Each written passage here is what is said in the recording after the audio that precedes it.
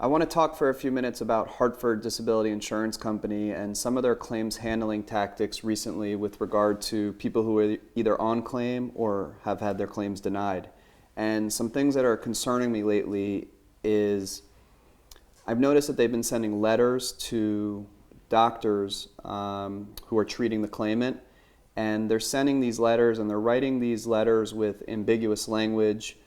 They're suggesting to the doctor questions like, we've reviewed the client's medical records and we tried calling you, but you didn't answer, and do you think the person's disabled? Yes or no. If you don't respond within 48 hours, then we'll take that you have no comment. What other things do you see in the letters that Hartford sends to these doctors? Well, a lot of them too, sometimes it's going to be more specific information where they ask, can your patient lift 10 pounds? Are they able to sit, for 4 hours a day, needing up and down breaks, things along those lines. Kind of going into that idea, are they disabled? But they don't give any parameters with what they want this information for. And I mean, would it be completely unreasonable for a doctor who's busy, has tons of forms, tons of charts that he's going through to, see a form that says, well, can this person sit for this amount of time? Sure, why not? And they just check the box, send the information off, and that's even if the doctor actually gets the form. Right. So you just kind of see where they're not setting parameters for the doctor, so the doctor actually knows what he's filling out. Yeah, I've never seen them send something to the doctor. They'll send, like you said, can your patient sit for 4 hours? Well, what does that mean? Yeah. 4 hours in one time, 4 hours with an hour break each time where they have the ability to go home and take a nap? Is that just sit there on the chair for 4 hours and do absolutely nothing? Mm-hmm.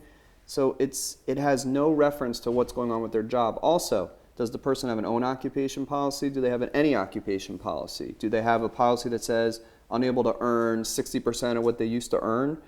Let's say we have a person who used to make $100,000 a year, and now they're disabled if they can't earn $60,000 a year. Well, does that mean because they can sit in a chair for 4 hours that they have the cognitive or the psychiatric, psychological ability to actually function at work and to be able to do their job just because they can sit for 4 hours?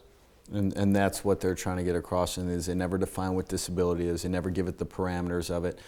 They may ask the doctor on the physical, can the person sit for 4 hours? Doctor, yeah, I can sit for 4 hours, but the doctor may not think that the person can actually concentrate and work while sitting for those 4 hours. But I mean, just about anyone can probably physically sit for 4 hours Right. throughout a day. And I think that's probably the number one reason for disability that I've been seeing a lot with Hartford is they send something to a doctor. Can you sit for 4 hours? Can you sit for 6 or 8? And the doctors usually check, yes, they can sit, but that has no relevance to how the person does their job. So how can somebody who's watching this video protect themselves, or how can they avoid the situation? What types of things could they do with their doctor to avoid getting a situation where Hartford sends a letter, by the way, never gives notice to the claimant that they're sending this letter, and protect themselves so that they don't end up in a situation where their claim gets denied? On their own, it's kind of hard to say. I mean, sometimes people will say their doctors aren't too keen on filling out the forms in the first place.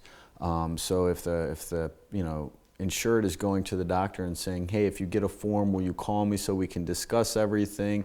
Some doctors, it wouldn't be unreasonable for a doctor to want to charge a visit, to be able to sit down and do that. So on their own, it's kind of hard to be able to insulate and protect themselves. I mean, how many times have you heard people even say, with the insurance companies, I sent my records in 5 times, they claim they never got it, things along those lines. So to be able to, champion themselves with the doctor to try to keep the doctor, and then that's also going to assume that the person has an understanding of the policy in and of itself. Right. And what the language is and what that language means. So on their own, it's really, kind of standing in the face of a tsunami. It's pretty tough to do. Right. So, I really think that, I know we help claimants all the time with their handling of their claim on a monthly basis, and the things that we look out for is what's the line of communication between the doctor and the patient, meaning how is the doctor documenting the complaints of the patient? The other things we look out for is we always tell the carrier, like Hartford, don't communicate with the doctor without communicating with us. We put them on notice that if they want to speak to that doctor, we will do whatever it takes possible to get them in touch, and we don't want them claiming that they haven't been able to reach that doctor. The other things that we'll do is when they want those attending physician statements, we'll reach out to the doctor, we'll explain to the doctor, this is what the definition of disability is, these are the types of restrictions and limitations, and how it affects the person's occupation. Most claimants, they're worried about taking care of themselves and treating themselves.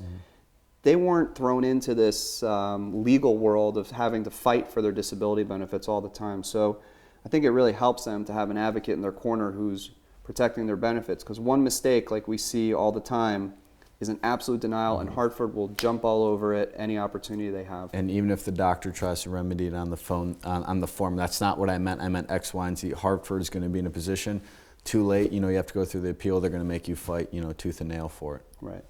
Okay, well, thank you for discussing this topic with me. If anyone has questions about a Hartford disability insurance claim, whether you're on claim or you've been denied, feel free to call us. We always offer a free consultation, and we welcome the opportunity to speak with you.